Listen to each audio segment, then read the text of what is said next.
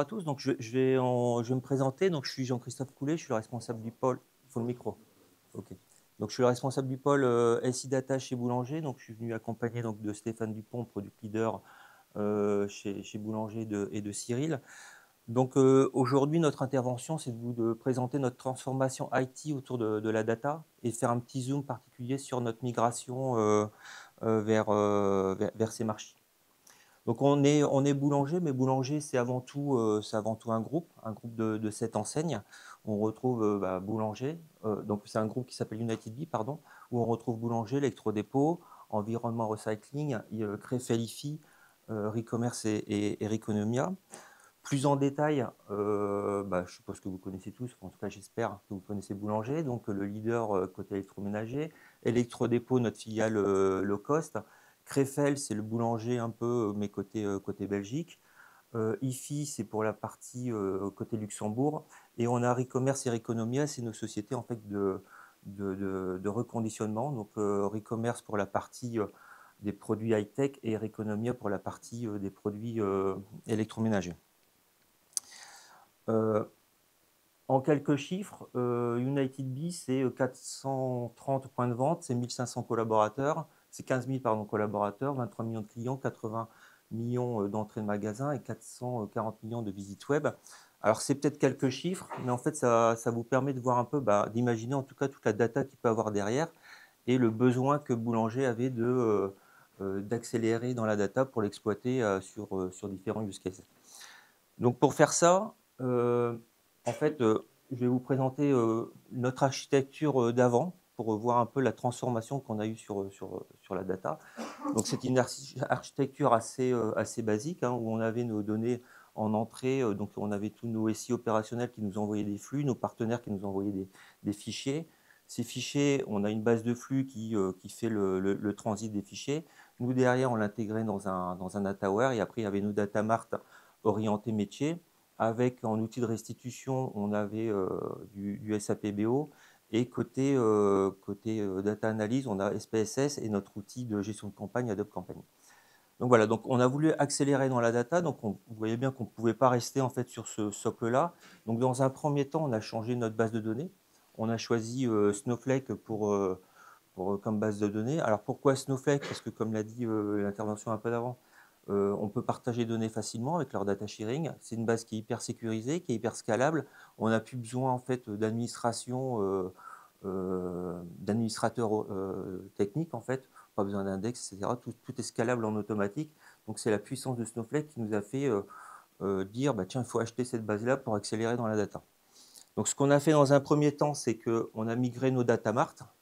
Comme ça, les utilisateurs ils pouvaient tout de suite voir la différence et la transformation. On a pu accélérer, les temps de réponse étaient beaucoup plus rapides. Et également, grâce à Snowflake, on a commencé à partager des données à l'extérieur, notamment avec Values et Statégeo, via le data sharing. Donc ça, c'était une première transformation. Première étape, les utilisateurs étaient super contents de la puissance de la base de données. Et nous, derrière, on pouvait échanger des données plus rapidement plutôt que de passer par des flux pour échanger avec nos partenaires. Ensuite, la deuxième étape, c'est qu'on a changé la partie pour la data science. Donc, on a changé notre partie où on utilisait SPSS et Adobe Campaign. On l'a basculé également sous Snowflake et on a intégré Databricks. Donc, ça nous a permis de faire nos premiers use cases côté data science via Snowflake. À côté de ça, on a voulu aussi accélérer côté restitution où on a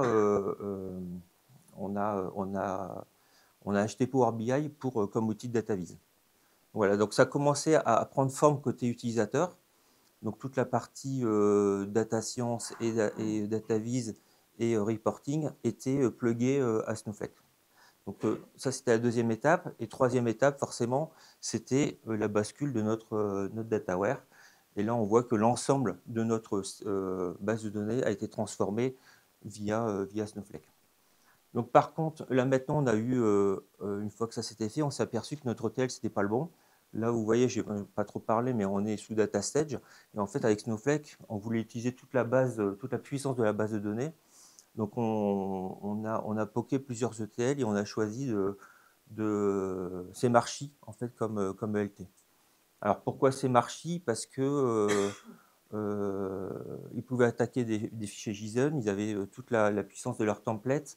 Ce qui était intéressant aussi pour nous, pour CMarchi, c'est que dans le Nord, en fait, il y a pas mal de compétences. Et ça, c'est hyper important aussi pour nous d'avoir cette compétence-là, notamment Decidium ici, mais d'avoir ce pool de compétences près de nous pour nous accompagner dans notre transformation.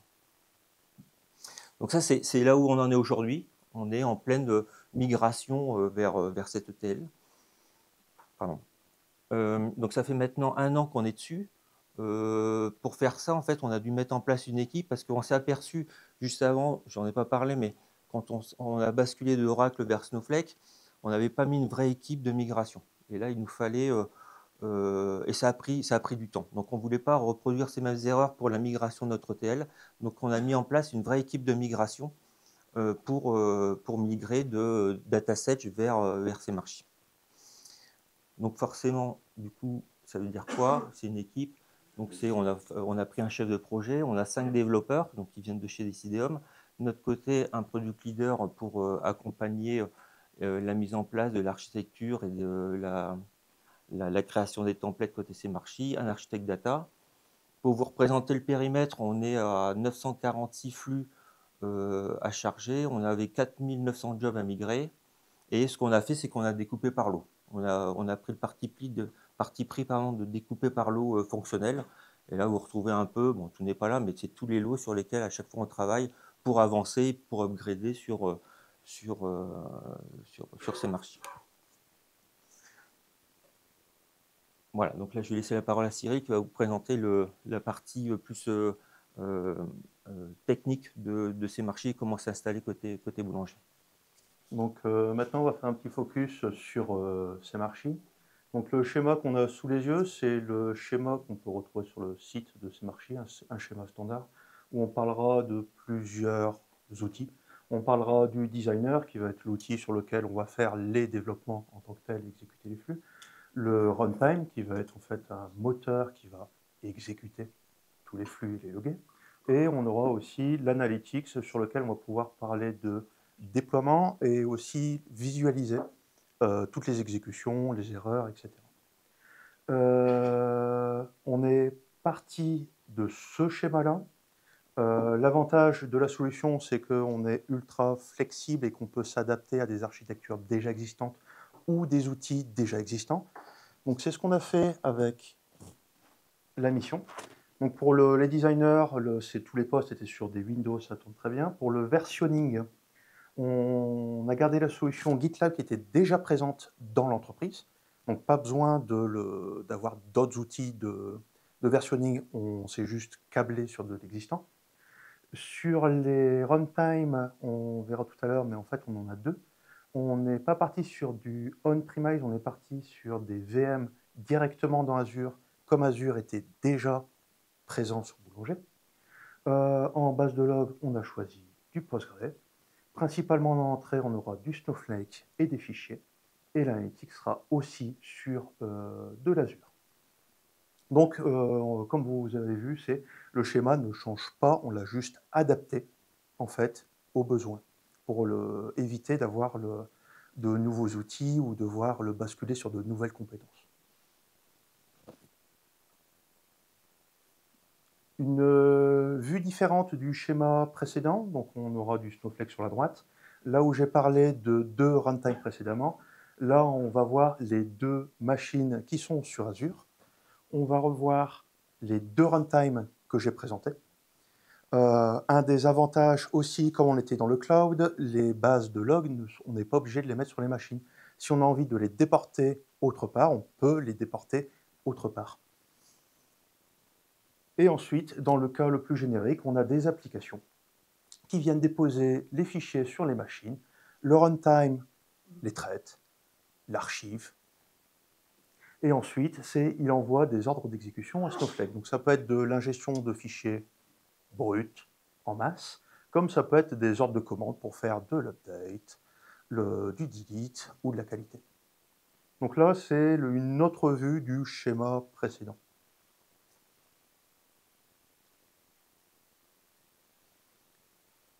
Là, vous pouvez voir, c'est 3 flux différents. On ne va pas rentrer dans le détail. Là, ce qu'on veut montrer sur cette slide-là, c'est on a 3 flux qui ont une fonctionnalité identique et on voit qu'ils se ressemblent tous. La migration a eu un double objectif. Il y a eu un premier objectif technique. On change d'un outil pour un autre, mais il y a eu aussi une réflexion sur la qualité. Une des forces de l'outil Semarchi, c'est qu'il y a une notion de template. Il y a plusieurs process qui sont génériques, qui génèrent automatiquement du code et des exécutions. Et pour le coup, c'est chaque développeur qui va faire des actions va générer théoriquement le même code. Donc, comme on utilise la même chose, on aura les mêmes comportements partout et un niveau de qualité identique. Ce qu'on a fait, c'est qu'on a normalisé les développements et on a aussi développé des briques génériques. Je prends un exemple sur cette image. On a une brique d'archivage qu'on a développée une seule fois, qui fait plusieurs traitements, qui prend le fichier, qui renomme, qui fait plein de choses. Et tous les développeurs, quand ils vont faire un développement de ce style-là, vont réutiliser la brique générique. Il n'y a pas besoin de réinventer la roue et on maintient un niveau de qualité dans tous les développements.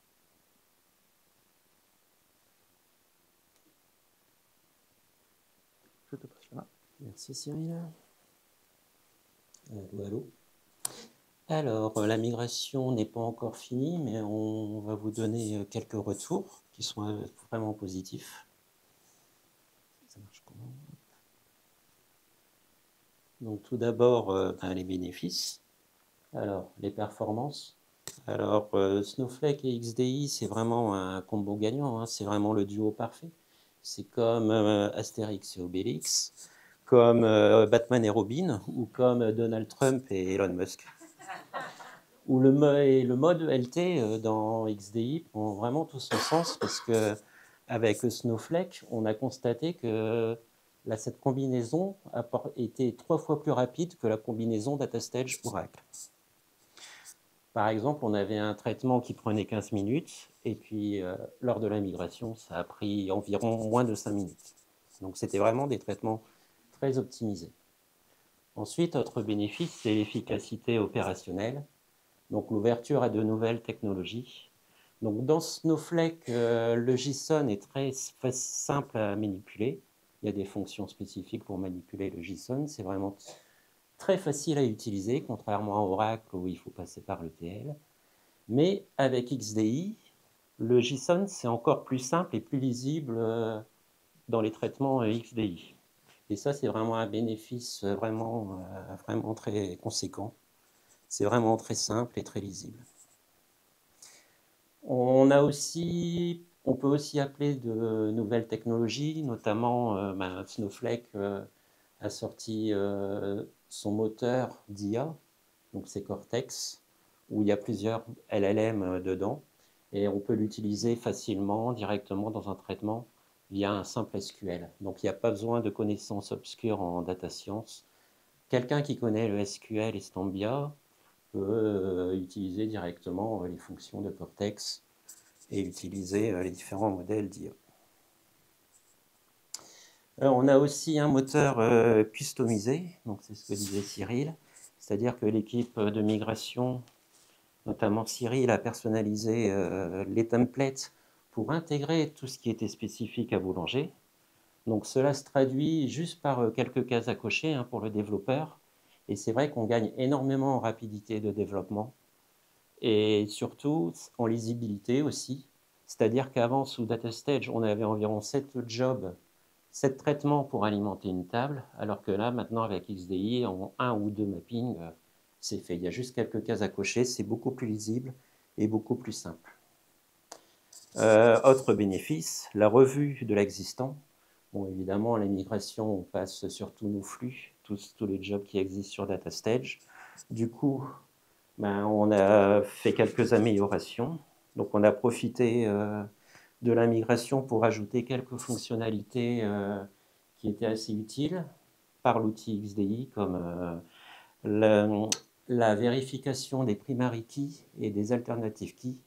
et on a pu découvrir de nombreux doublons, des incohérences dans nos tables. On a profité aussi évidemment de la revue de l'existant. On a découvert quelques bugs et évidemment on a fait un rework de nos traitements si nécessaire. Ce qu'on appelle nous de la restructuration, de la remodélisation qui était nécessaire avec le temps. Et puis enfin, dernier bénéfice, Jean-Christophe en a parlé, c'est les ressources humaines, c'est-à-dire qu'en effet, trouver des compétences data stage, c'est un peu compliqué en ce moment, n'est-ce pas Valérie? Donc c'est vrai que c'est plus simple, c'est assez simple, c'est plus simple de trouver des compétences XDI. Elles sont motivées en plus parce que c'est des outils vraiment qui bougent, donc c'est vraiment mieux. Pour DataStage, on était obligé d'aller chercher des compétences sur Paris. Et franchement, on n'en avait plus vraiment dans la région.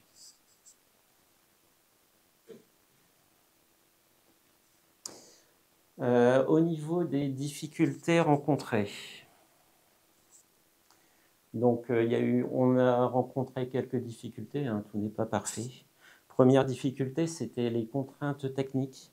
C'est vrai quand on passe d'une technologie à une autre, que ce soit base de données ou ETL, bon, on peut avoir quelques différences.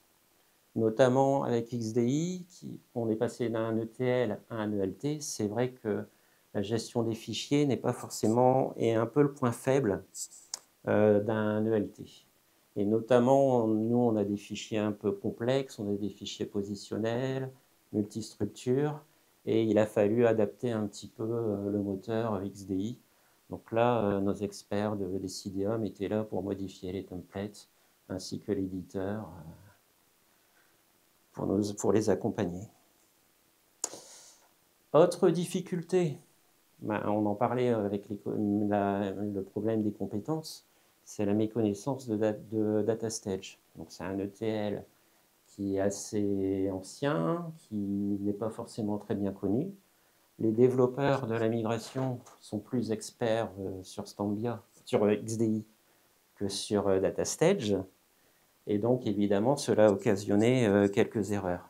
Il faut dire aussi qu'on n'a pas forcément beaucoup de documentation sur les traitements DataStage existants. Et il n'y a pas d'option de génération de documentation en automatique comme dans XDI.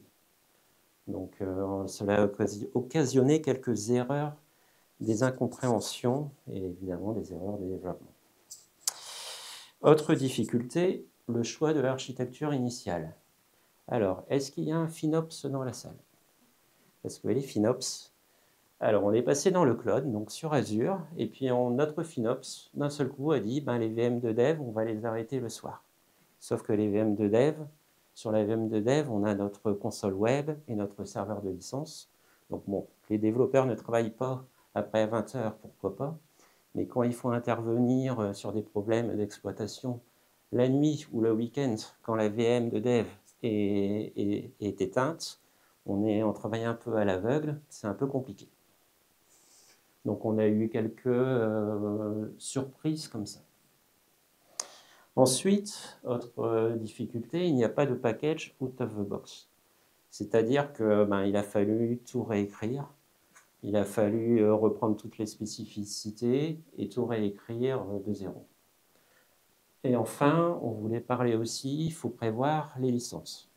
C'est-à-dire que les licences, c'est un nombre de licences en simultané. Il faut bien prévoir un peu à la base. Avec DataStage, voilà, tout le monde pouvait se connecter, il n'y avait pas de problème. Là, il faut bien prévoir et optimiser les licences.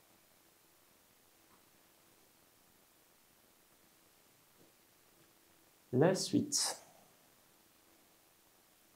Donc, là, on est en train de voir pour installer la nouvelle version de XDI avec le Cyril. Et on va en profiter aussi pour revoir l'archi. Donc là, le problème qu'on avait dit avec le FinOps devrait être résolu. Ensuite, on voudrait passer sur le CI/CD pour accélérer les déploiements en recette et en production. Actuellement, c'est vrai que ça prend, on va dire, beaucoup de temps, parce que comme vous l'avez vu, on a beaucoup de jobs, beaucoup de flux, et c'est vrai que ça prend beaucoup de temps. Du coup, on est en train de travailler dessus avec avec l'éditeur et avec Cyril. Ensuite, ça c'est un sujet qu'on voulait faire dès le début, mais on n'a toujours pas eu de use case derrière, c'est le fil de l'eau. Donc c'est utiliser XDI pour du temps réel, on va dire. Et puis, ben oui, comme je vous l'ai dit, la migration n'est pas encore finie. Elle continue. Cyril est encore avec nous. On a encore l'équipe de développeurs que je salue ici au passage parce qu'ils sont formidables, qui sont encore avec nous pour un moment.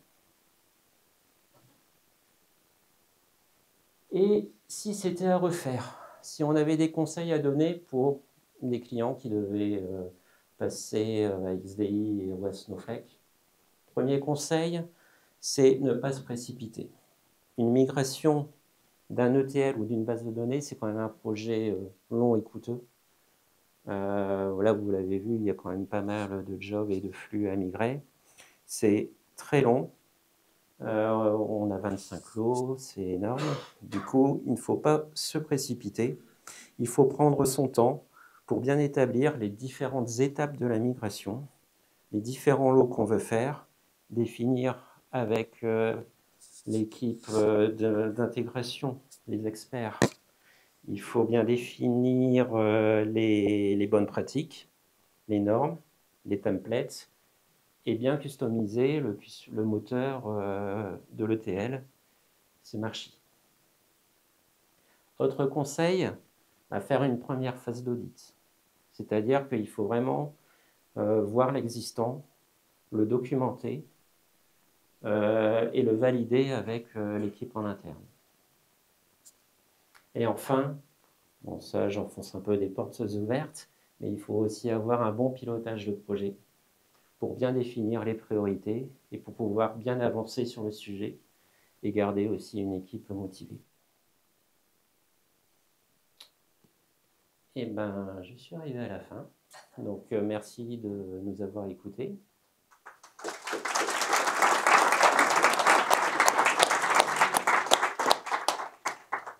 Alors, on a encore le temps, je pense, pour des questions. Avant l'alarme incendie. Avant l'alarme incendie. Bravo déjà pour ce projet. Et la question que j'avais, c'était plutôt sur la base de log. Pourquoi avoir mis la base de log dans Postgre plutôt que dans Snowflake? Alors ce choix-là, c'est principalement une contrainte technique. Le Snowflake n'était pas supporté pour les bases de log au niveau des runtime. Pour information, les technos compatibles pour les bases de log, c'est Postgre, SQL Server, Azure, etc. On a aussi Oracle, forcément.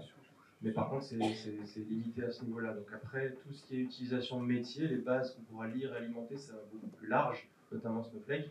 Mais pour les logs, on a limité pour ne pas utiliser trop de technologie.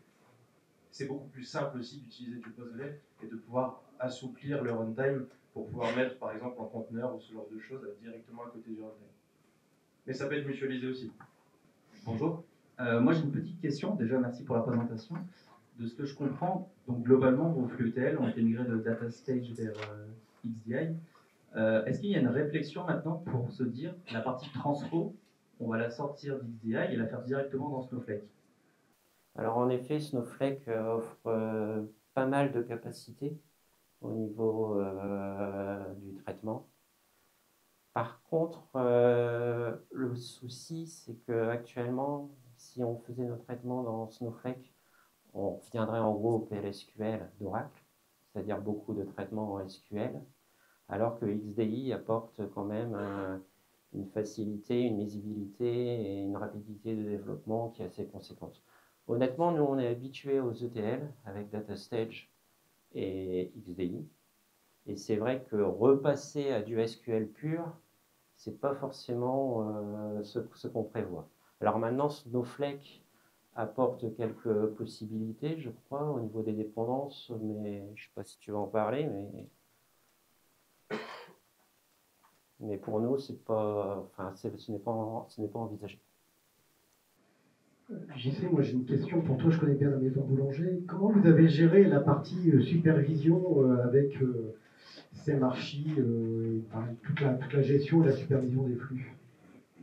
Aujourd'hui, c'est comme avant, c'est comme avec DataStage. On a toujours une équipe supervision. En fait, on a un outil qui s'appelle Automator. Donc, on a des boîtes à l'intérieur. On lance les traitements Standia.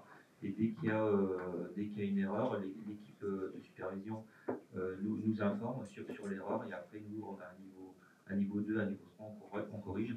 Généralement, les erreurs, en fait, c'est quoi? C'est les données en entrée qui ne sont pas bonnes. C'est la qualité de données qu'on peut recevoir du flux qui n'est pas bonne. Et qu'on n'arrive pas à le traiter, on n'a pas traité tous les cas dans le TO ou dans le VT.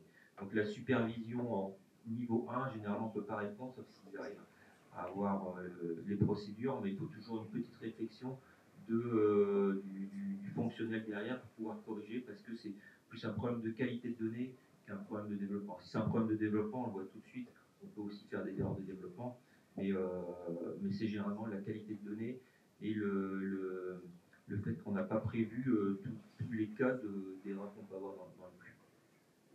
Bonjour, c'est Bréjus Tereos. Petite question, vous avez montré pas mal de changements, notamment dans le cloud. Donc tout ça, c'est un coût. Snowflake également, enfin, tout ce que vous avez montré. La question, c'est quoi vos critères pour défendre le retour sur investissement de ce type de projet? Alors, le cloud, c'est la politique boulanger. On a des partenariats avec Azure, etc. Donc, c'est la politique de boulanger de tout mettre chez Azure. Après, on a pris Snowflake parce que justement, c'était une base cloud et du coup, on n'avait pas d'administration, donc ça reste à côté, on ne touche à rien. Mais côté Standby, côté cloud, c'est une des politiques, une des stratégies de boulanger de tout basculer là-dessus. Après, il y a tous les nouveaux métiers comme FinOps et tout ça qui sont là pour surveiller tout ça. Mais c'est plus une stratégie en fait du groupe de basculer là-dedans plutôt que d'avoir une propre data